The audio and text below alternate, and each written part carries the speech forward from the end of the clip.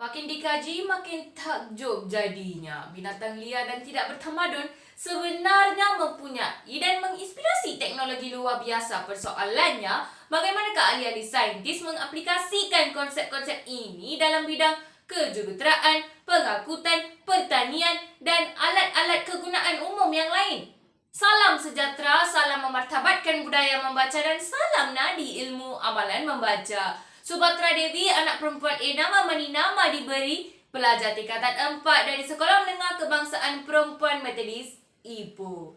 Keajaiban haiwan yang mengubah dunia merupakan hasil pengkajian Profesor Mat Ya Dr. Umi Kaltunga dan Dr. Zulkifli Zainal Abidin. Buku ini mengandungi 240 halaman bercetak dengan 6 bab yang akan menjawab persoalan kita sebentar saja lagi. Untuk pengetahuan anda, Profesor Mat Ya Dr. Umi Kaltunga seorang yang aktif dalam kerja-kerja dakwah, manakala Dr. Zulkifli Zainal Abidin pula seorang yang meminati teknologi biomimikri dan sewan robotics. Pada tahun 2014, hasil pengkajian mereka ini berjaya diterbitkan oleh PTS Milenia Sendirian Berhad dengan tujuan memberikan maklumat berautoriti kepada pembaca.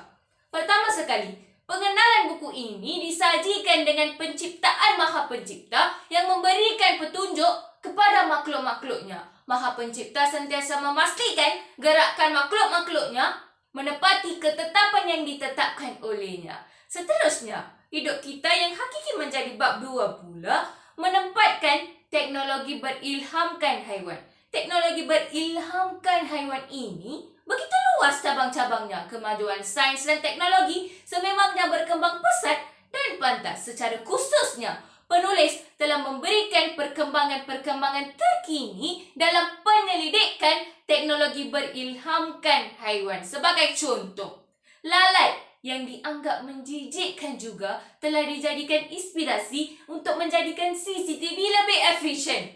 Penyelidik percaya dengan meniru struktur mata lalat itu, kecekapan solar dalam CCTV dapat dimaksimumkan. Selain itu, algoritma dalam perisian komputer pula direka dengan asas biologi gerakan semut, ikan, burung dan lebah madu. Bukan itu sahaja, Drasabot yang lebih dikenali sebagai robot lalat buah juga dibuktikan sebagai ciptaan yang memberikan impak yang besar kepada dunia kita.